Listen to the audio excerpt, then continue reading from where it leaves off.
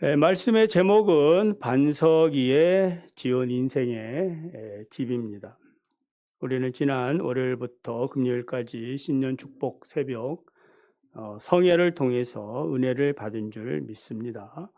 야고보서 2장 22절을 통하여 말씀을 듣고 행하는 사람, 골로새서 2장 6절을 통해서 교훈을 받은 대로 살면 감사가 넘친다. 느헤미야 8장 8절을 통해서 말씀이 들려지면 부흥이 온다 등 말씀들을 들었습니다. 이 모든 말씀의 결론은 하나입니다. 한 가지예요. 무엇일까요? 말씀을 들은 대로 살면 그것이 복이다.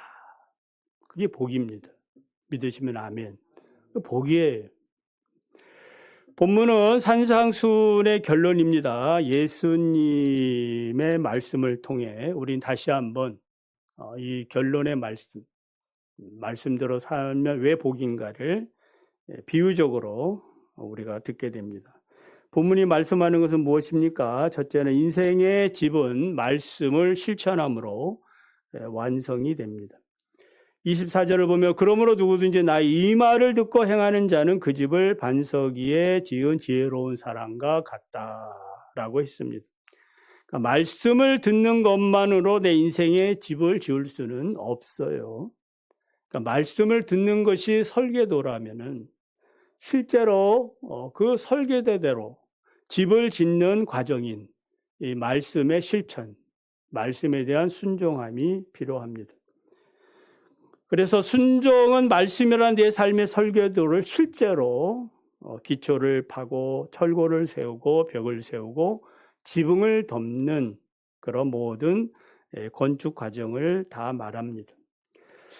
반석 위에 짓는다. 반석 위에 뭐 그냥 짓겠습니까? 쉽지 않죠. 모래이라면은 뭐 그냥 기둥 세우기 쉽고 뭐 그렇게 많은 수고를 하지 않아도 수월하게 집을 지을 수 있어요. 근데 반석은 파야 하는 수고가 있습니다. 고생이 많습니다. 이게 헬라어로 이 반석, 우리가 이제 파야 될 반석이 있는데 이 반석을 페트라라. 저기 요르단에 가면 페트라가 있는데 그 페트라, 이 반석이라는 말입니다.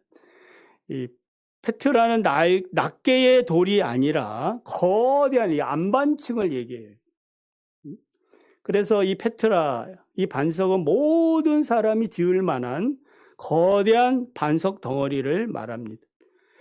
예수님은 제자들에게 사람들이 인자를 무엇이라 부르느냐, 누구라 부르느냐 그러니까 뭐 엘리야라, 에레미야라, 그리고 선지자 중에 하나입니다. 이렇게 불렀습니다. 그럼 너희는 나를 누구라고 하느냐 할 때에 베드로가 대답하죠. 여러분 잘 아시죠? 주는 그리스도시요 살아계신 하나님의 아들입니다. 유명한 이제 신앙 고백을 합니다. 예수님께서는 이 베드로의 신앙 고백을 들은 다음에 하신 말씀이 뭐예요? 이 반석이에요. 그러니까 신앙 고백이 반석이다 이 말이죠. 이 반석 위에 내 교회를 세우리라. 이 반석이 바로 페트라입니다. 그러니까 모든 사람이 인생이 집을 지을 토대로서의 반석이에요. 저나 여러분이나 여러분의 신앙의 이 집, 인생의 집, 이 집을 짓는데 어디다 지어야 되겠습니까? 반석에다 지어야죠. 뭐 따로 이렇게 우리가 각자의 반석이 있는 것이 아니에요. 내 반석, 너 반석이 있는 게 아니라 같은 반석 위에다가 거기다가 우리가 각자의 신앙을 따라서 집을 짓는 거예요. 고린도전서 3장 10절에서 13절을 보면은 바울이 자신이 전한 복음을 지혜로운 건축자와 같다. 터를 닦아두었다라고 말하면서 그 터 위에 사람들이 집을 짓는데 어떻게 세울 것인가를 조심하라고 당부를 합니다. 능히 다른 터는 없고 이 터는 예수 그리스도라고 말씀하면서 이 터 위에 이제 사람들이 집을 짓는데 어떤 사람은 금, 어떤 사람은 은, 어떤 사람은 보석, 또 어떤 사람은 나무나 풀이나 짚으로 집을 세운다. 이것을 공적이라고 표현하고 있어요. 그래서 이 공적, 이 집을 세운 이 공적을 이제 평가하는 날이 오는데 이게 불이 나타나서 그 불이 각 사람이 세운 이 공적이 어떠한 것을 시험한다라고 말씀하고 있어요. 그래서 결국 불에 타서 남는 그 공적, 그냥 견디어 남는 것과 사라지는 것이 있잖아요. 금이나 은이나 보석은 남는데, 그리고 풀이나 나무나 집은 타서 사라진다라는 겁니다. 그러므로 그리스도 이 반석 위에 우리 인생의 집을 지을 때에 내 마음대로, 내 생각대로 집을 지어서는 안 된다. 이게 경기장의 룰과 같은 거지요. 오직 그리스도께서 가르쳐 주신 교훈을 따라 집을 지어야 할 줄 믿습니다. 만약 그리스도께서 원하시는 대로, 말씀대로 짓지 않는다면은 우리가 건축법에 걸리듯이 그리스도께서 불합격 통지를 날리는 거예요. 불합격 통지를 받은 사람들은 마치 천국 문 앞에서 쫓겨나가는 사람과 같아요. 그들은 자기 나름대로 평생을 주의 이름으로 선지자 노릇하고 목사 노릇하고 장로 노릇하고 또 집사 노릇하고 권사 노릇하고 수많은 능력도 방언도 여러 가지를 했을지라도 주님이 원하신 대로 살지 못했다면은 주님이 뭐라 그러셔요? 주여 주여 하는 자마다 다 천국에 들어갈 것이 아니요 다만 하늘에 계신 내 아버지의 뜻대로 행하는 자라야 들어가리라 경고를 하셨습니다. 그러므로 하나님의 설계대로 우리가 산다는 것은 하나님의 뜻대로 살았는가에 대한 그러한 평가예요. 그러므로 우리가 반석에 집을 지을 때에 4가지 영적 기초가 있는데 4가지 영적 원리가 있는데 기억하시기 바랍니다. 기초 파기, 말뚝 박기, 기둥 세우기, 지붕 덮기입니다. 그렇게 어렵지 않죠. 기초 세우고 말뚝 박고 기둥 세우고 지붕 덮기입니다. 이것이 영적의 의미는 뭐냐? 첫째, 기초 파기는 회개하는 겁니다. 자기를 부인하는 일이죠. 모래와 같은 내 교만과 불순종을 퍼내야 합니다. 그래서 회개는 내 심령의 바닥으로부터 나올 때에 진정으로 되어지는 거예요. 두 번째는 말뚝박기는 순종을 말합니다. 내 감정에 내 기분에 따라서 이렇게 하나님 섬기는 게 아니라 말씀을 의지해서 내 말씀에 내 의지를 고정해서 오후에 이제 다니엘이 뜻을 정하여 하나님을 섬겼듯이 이 의지를 고정하는 거예요. 모든 걸 다 이해해서가 아니라 말씀이라면 아멘. 잘 모르지만은 하나님이 그렇게 말씀하시면 옳습니다. 이게 순종하는 거예요. 그래서 내 집의 기초의 말뚝을 박을 수 있어요. 세 번째는 기둥 세우기입니다. 신앙의 습관 형성이에요. 매일매일 우리가 정한 시간에 이번에 우리가 일주일간 또 나름대로 여러분 시간을 정해서 하지 않았습니까? 이러한 영적 습관을 드리는 거예요.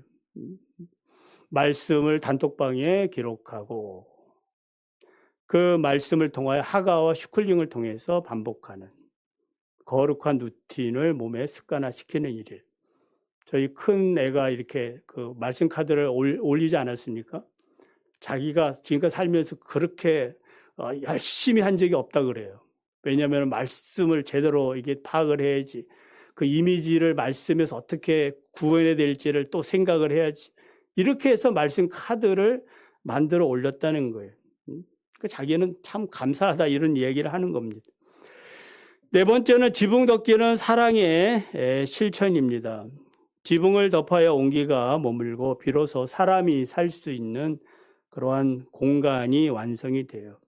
그래서 집을 세우는데 자기를 부인하는 회개, 말뚝박기, 말씀에 순종하는 것, 그리고 기둥 세우는 영적 습관을 들이는 이런 모든 것들 아무리 잘해도 지붕을 덮지 아니하면은 그냥 뼈대에 불과하다 이 말이에요. 이 지붕 덮기는 사랑을 실천하는 거라 했죠. 사랑은 온전히 맺는 띠라고 했습니다. 골로새서 3장 14절을 보면 이 모든 것 위에 사랑을 더하라. 이는 온전히 매는 띠니라. 했습니다. 아무리 뭐 바른 지식과 습관이 있어도 이 사랑의 지붕이 덮이지 아니하면은 남을 판단하는 그런 율법주의자가 될 수가 있습니다. 사랑의 실천을 더할 때 비로소 내가 살고 있는 내 집, 또 우리 교회, 또 여러분이 뭐 하고 난 모든 일에 그러한 사랑의 온기가 머무시기를 바랍니다.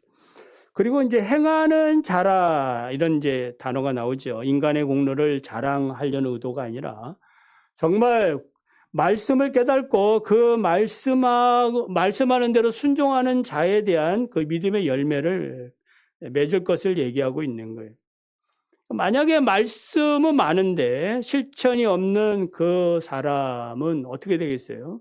우리 야고보서에서 들은 말씀처럼 듣기만 잘하고 자신을 속이려는 그런 사람이 되고 마는 것입니다. 예수님도 요한복음 14장 21절에서 나의 계명을 지키는 자라야 나를 사랑하는 자니. 주님을 사랑하십니까? 그러면 주님이 말씀한 대로 살아가는 겁니다. 한번 그렇게 해보시기 바랍니다. 인도의 성자 선다싱은 눈보라 속에서 죽어가는 노인을 업고 산을 넘어갑니다. 그리고 노인을 모른 채 하고 앞서가던 그 혼자 가던 사람은 가보니까 얼어 죽어 있는 거예요. 선다싱은 왜 살아 있습니까? 노인을 업고 힘들지만은 이 땀이 나서 얼어 죽지 않은 거예요. 노인도 살고 자기도 살고. 사랑의 실천, 말씀의 실천이 주는 그런 축복인 겁니다. 그러므로 내가 실천할 그런 말씀이 있다면 주저하지 말고 뭐 예배 마친 이후에도 문자 하나 이렇게 보낼 일이 있으면 보내시기를 바랍니다.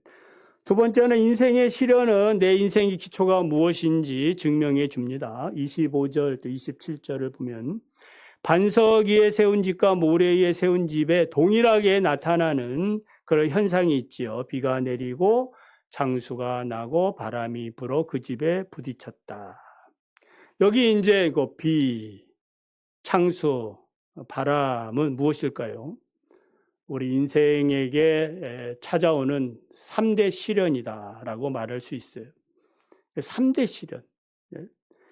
자, 이것이 어떤 의미가 있는가? 첫째, 이 비는 하늘에서 내려서 지붕을 때리고 벽을 치고 집 전체를 적시죠. 이것은 우리가 피할 수 없는 일상적인 근심과 반복적인 유혹을 의미합니다.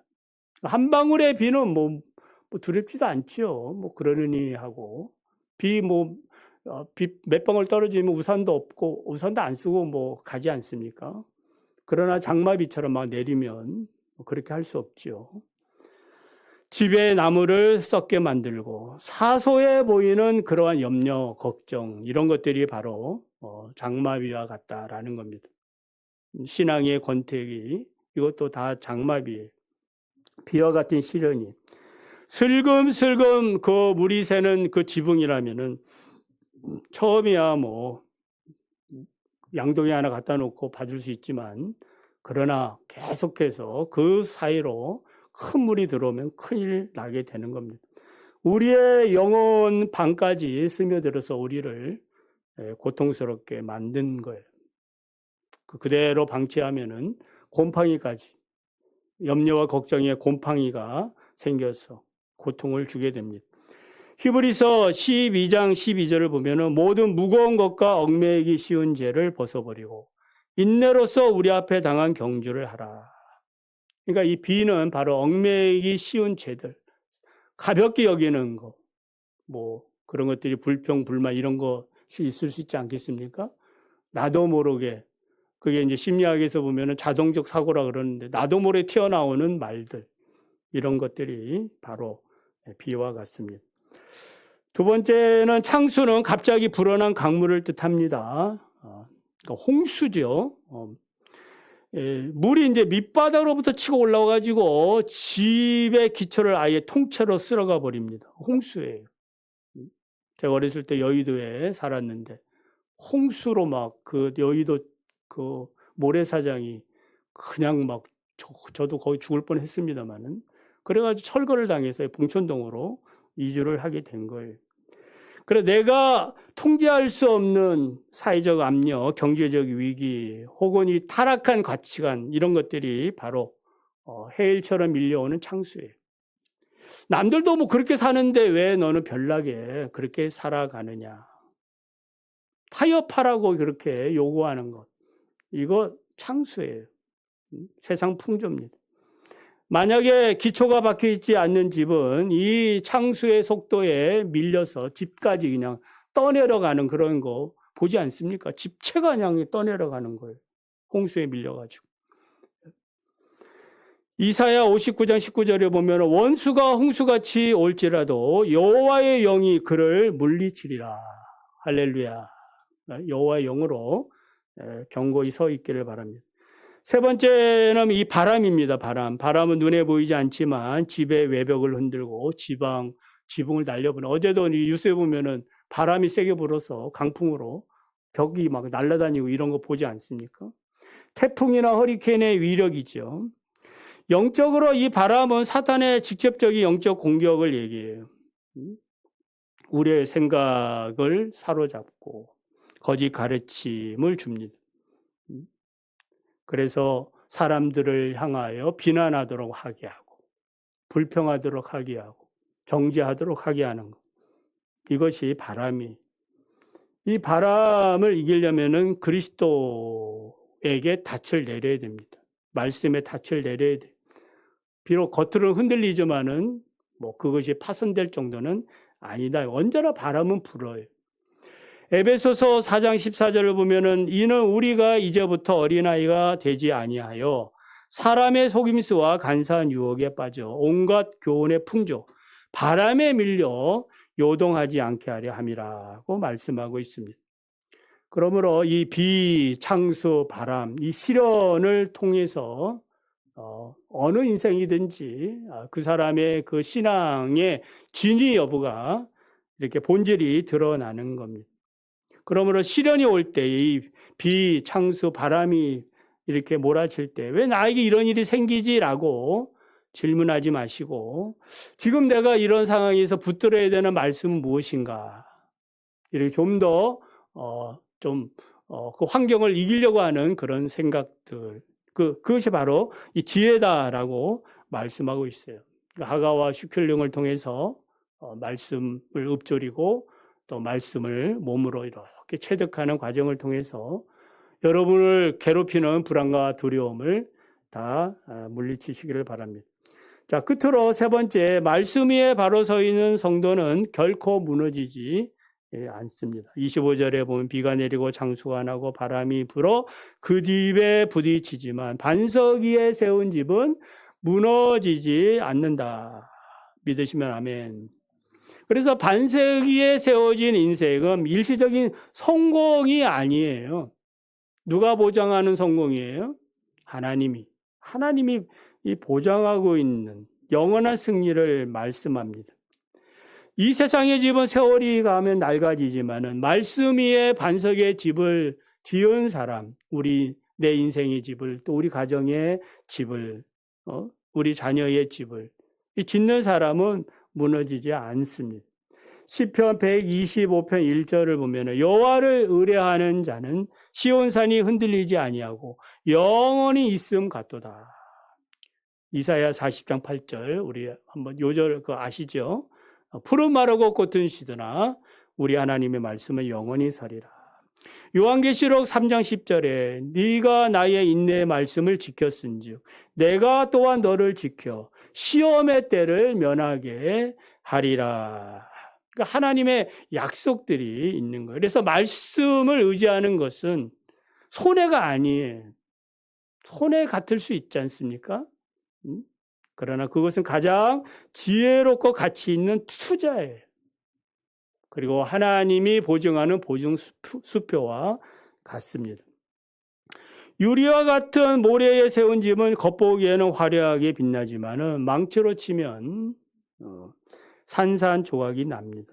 그러나 다이아몬드 같은 금강석, 그리스도 예수 위에 우리의 집을 짓는 사람은 견고해집니다. 세상에 어떠한 충격 오더라도 결코 흔들리지 않습니다.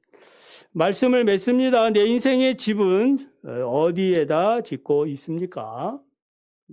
여러분 어디에다 짓고 있습니까? 어디요? 모래예요? 그런 분은 없죠. 반석에 지으려고 지금 여기에 모여 있는 거 아니겠습니까? 그 자체가 바로 내가 지금 내 인생의 집은 또 인생의 또 어떤 그 마무리하는 그러한 단계에 있으신 분도 있지 않습니까? 정말 내 인생의 집을 제대로 지금 관리하고 있나 그런 것들을 확인하는 거예요. 그래 돌다리도 두들겨 보라고 하지 않았습니까? 두들겨 건너라고. 다시 한번 여러분이 어디에 집을 짓고 있는가 확인하면서 또 2026년 이 그리스도 반석의 집을 잘 지어 나가는 저와 여러분이 다 되시기를 간절히 원합니다.